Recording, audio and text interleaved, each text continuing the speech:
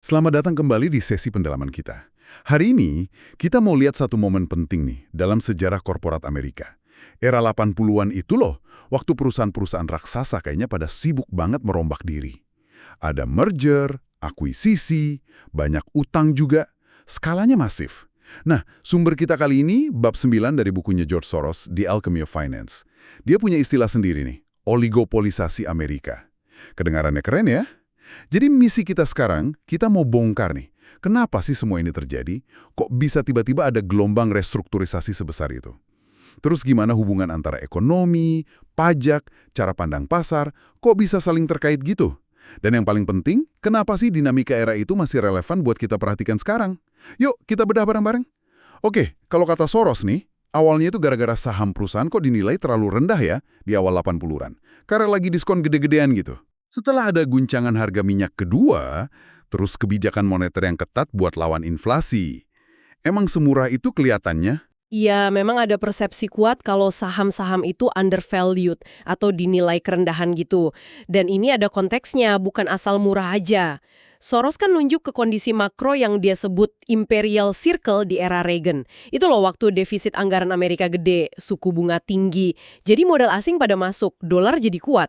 Tapi ini justru neken keuntungan banyak industri dalam negeri. Nah, di kondisi kayak gini, tiga hal tadi, ekonomi, politik, sama pajak ketemu. Pas banget momennya, menciptakan peluang yang unik.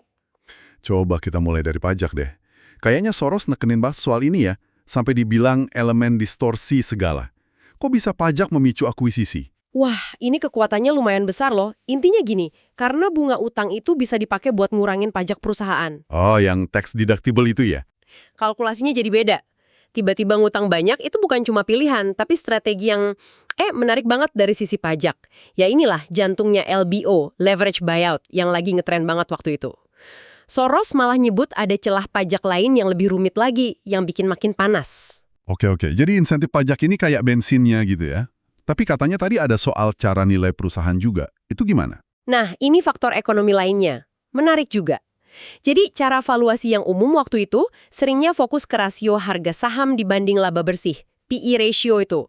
Masalahnya, kalau suku bunga lagi tinggi kayak zaman Imperial Circle itu, PE ratio ini biasanya ditekan rendah sama pasar. Loh, kenapa jadi masalah emangnya? Ya karena laba bersih yang ditulis di laporan itu kan belum tentu gambaran utuh potensi ekonomi perusahaan. Buat yang mau mengakuisisi, yang seringkali lebih penting itu cash flow, arus kas yang bisa dihasilkan bisnisnya. Nah, pas periode laba lagi keteken, tapi potensi arus kasnya masih oke, metode valuasi PE ratio ini bisa bikin harga saham kelihatan murah banget, jauh di bawah nilai asli bisnisnya kalau dilihat dari kas.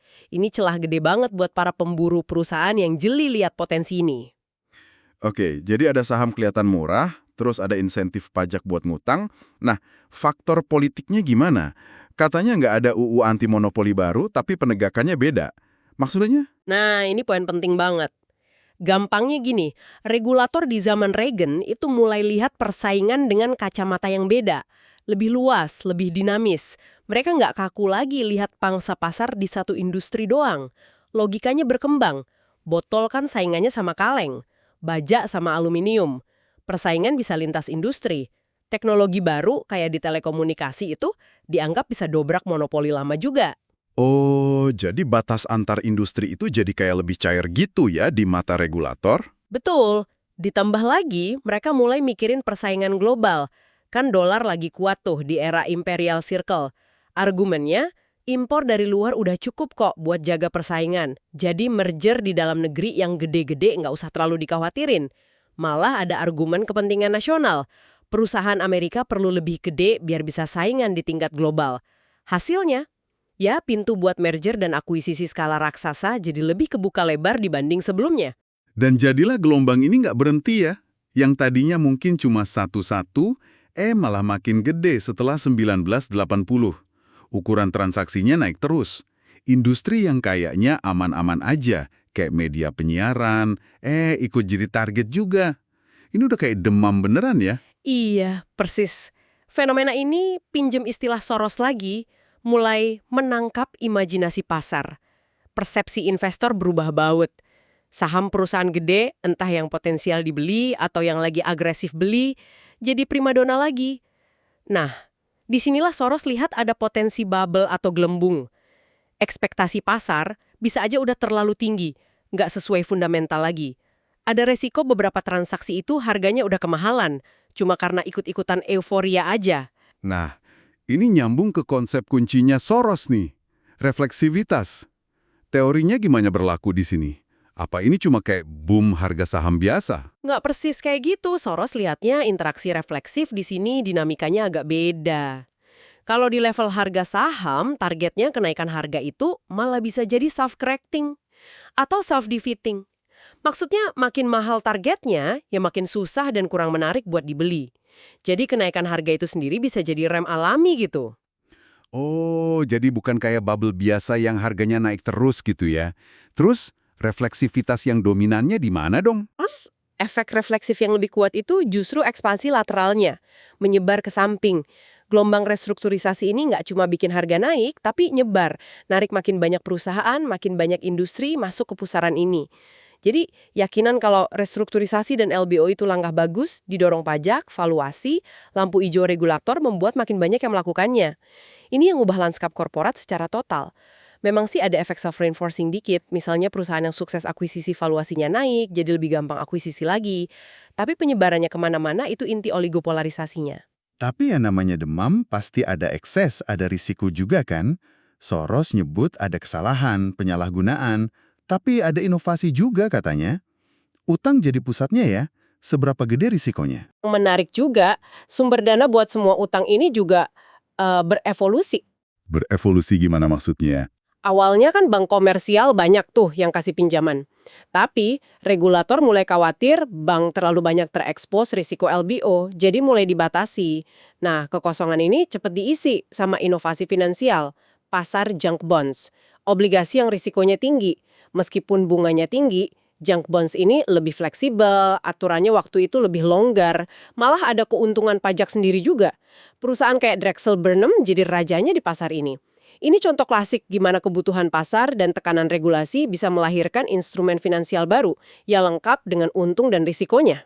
Dan bahaya terbesarnya apa nih dari ledakan utang LBO sama junk bonds ini buat sistem keseluruhan? Ya, kerentanannya itu, rentan banget sama guncangan ekonomi. Perusahaan yang utangnya numpuk dari LBO itu sensitif banget. Suku bunga naik dikit aja, atau arus kas turun gara-gara ekonomi melambat, wah bisa langsung gagal bayar itu. Skenario paling ngeri yang dibayangin Soros waktu itu, gimana kalau Imperial Circle berbalik arah? Dolar jatuh, ekonomi resesi, tapi suku bunga malah naik buat nahan inflasi. Itu bisa memicu gagal bayar massal di antara perusahaan-perusahaan LBO tadi. Ada ancaman spesifik lain yang dia sorot nggak? Waktu itu harga minyak lagi tinggi kan? Nah itu jadi perhatian. Kalau harga minyak tiba-tiba anjlok, perusahaan minyak yang baru aja LBO gede-gedean, Soros kasih contoh Phillips Petroleum, bisa langsung kena masalah. Satu aja gagal bayar besar di pasar junk bond, itu bisa memicu panik dan nguruntuhin seluruh pasarnya. Jadi potensi risiko sistemiknya itu serius. Terus, seberapa besar sih pengaruh demam merger ini ke gambaran ekonomi makro waktu itu? Khususnya ke Imperial Circle tadi, saling memperkuat gitu. Kalau analisis Soros waktu itu, pengaruh langsung ke makronya belum terlalu dominan sih. Mungkin ngurangin investasi fisik dikit ya, karena manajemen fokusnya ke transaksi. Mungkin nambah permintaan kredit secara umum. Koneksi refleksif utamanya lebih ke arah gimana aktivitas ini ikut jaga daya tarik Amerika sebagai tujuan investasi. Nah itu kan nopang Imperial Circle. Tapi, ada nggak koneksi yang lebih bikin khawatir menurut Soros? Ada satu yang dianggap bahaya dalam jangka panjang. Penggunaan kredit gede-gedean buat akuisisi yang sering dianggap nggak produktif buat ekonomi real, terus diikuti jual aset buat bayar utang.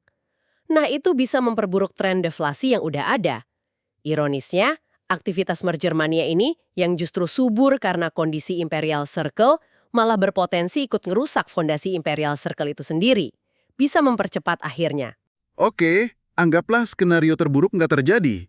Apa hasil akhir atau dampak jangka panjang dari oligopolarisasi ini? Soros lihatnya campur aduk ya, kayak pedang bermata dua gitu. Beda sama konglomerat boom sebelumnya yang lebih banyak di pasar finansial, gelombang 80-an ini bener-bener ngubah struktur fisik industrinya. Sisi positifnya, ya ada potensi efisiensi naik, profitabilitas naik, aset yang kurang produktif pindah tangan, manajemen yang kaku dipaksa berubah atau ya kesingkir. Hasil akhirnya, Industri jadi lebih terkonsentrasi, lebih oligopolistik. Nah, konsentrasi itu bagus apa jelek jadinya? Itu dia dilemanya. Pas zaman Imperial Circle, dengan persaingan impor yang ketat, konsentrasi ini mungkin malah bantu perusahaan Amerika bertahan. Tapi, Tapi, kalau kondisinya berubah, misalnya dolar melemah, tekanan impor berkurang, struktur oligopolistik ini bisa jadi nggak ideal lagi. Mungkin malah merugikan konsumen karena persaingannya kurang. Nah, ini nunjukin inti refleksivitas. Kita adaptasi sama kondisi sekarang, tapi kondisi itu sendiri terus bergerak. Sebagian karena adaptasi kita juga, kayak ngejar target yang lari terus gitu. menarik banget. Soros malah bilang mungkin lebih baik kalau proses ini jalannya lebih pelan. Kenapa ya? Bukannya efisiensi itu bagus? Alasannya lebih ke potensi eksesnya. Kalau lebih pelan, mungkin valuasi nggak akan semurah itu kan? Jadi lebih sedikit transaksi yang dipaksakan terjadi. Soros lihat ada kecenderungan alami dalam gelombang kayak gini untuk overshooting. Melakukan terlalu banyak restrukturisasi yang mungkin nggak semuanya benar-benar didorong logika ekonomi jangka panjang. Kalau bukan logika ekonomi murni, apa dong pendorong lainnya? Ya selain insentif pajak tadi, Soros nunjuk ke perilaku para pemain pasarnya, bankir investasi, pengacara, manajer dana. Kompensasi mereka itu seringnya terkait sama volume transaksi, bukan sama sukses jangka panjang perusahaan hasil merger atau LBO itu. Jadi ada insentif buat dorong terus transaksi karena mereka kan main pakai uang orang lain, other people's money. Soros bandingin sama Inggris yang punya panel pengawas takeover. Ini semua ujung-ujungnya nanya soal peran regulasi. Perlu nggak sih dinamika pasar sekuat ini direm? Kalau iya, gimana caranya biar nggak mematikan potensi positifnya juga? Jadi, kita udah coba urai ya, gimana berbagai kekuatan valuasi murah, pajak yang kuat, politik anti monopoli yang berubah, psikologi pasar saling terkait secara refleksif, memicu gelombang oligopolarisasi korporat di Amerika. Hasilnya, lanskap industri jadi lebih ramping, terkonsentrasi, tapi juga banyak utang dan risiko baru. Dinamika ini soal persepsi nilai, utang, aturan main yang saling bentuk realitas bisnis rasanya masih kerasa banget ya sampai sekarang. Masih banget. Ini bukan cuma cerita sejarah finansial aja loh. Ini studi kasus klasik soal refleksivitas di dunia nyata. Bagaimana persepsi nilai yang didorong insentif dan iklim tertentu nggak cuma mencerminkan realitas, tapi secara aktif menciptakannya. Harga aset dan struktur korporat jadi sebab sekaligus akibat dalam lingkaran umpan balik gitu. Proses ini emang bisa dorong efisiensi, tapi ya seperti Soros tunjukkan, proses ini juga menabur benih ketidakstabilan lewat utang dan potensi perilaku berlebihan. Oke, sebagai penutup nih. Satu pemikiran buat Anda bawa pulang. Sejarah kan sering banget ya ada siklus boom dan bust. Seringnya nyangkut sama inovasi finansial atau perubahan aturan. Nah, belajar dari era oligopolarisasi ini, pelajaran penting apa sih yang bisa kita pakai buat memahami potensi gelombang konsolidasi atau restrukturisasi besar berikutnya? Mungkin di sektor yang lagi panas sekarang, kayak AI atau energi terbarukan. Kalau pakai kacamata refleksifnya Soros, tanda-tanda apa soal valuasi, utang, narasi pasar, atau perubahan aturan main yang halus yang perlu kita waspadai? Biar nggak kejebak euforia atau abai sama risiko tersembunyi. Coba direnungkan ya. Sampai jumpa di sesi pendalaman berikutnya.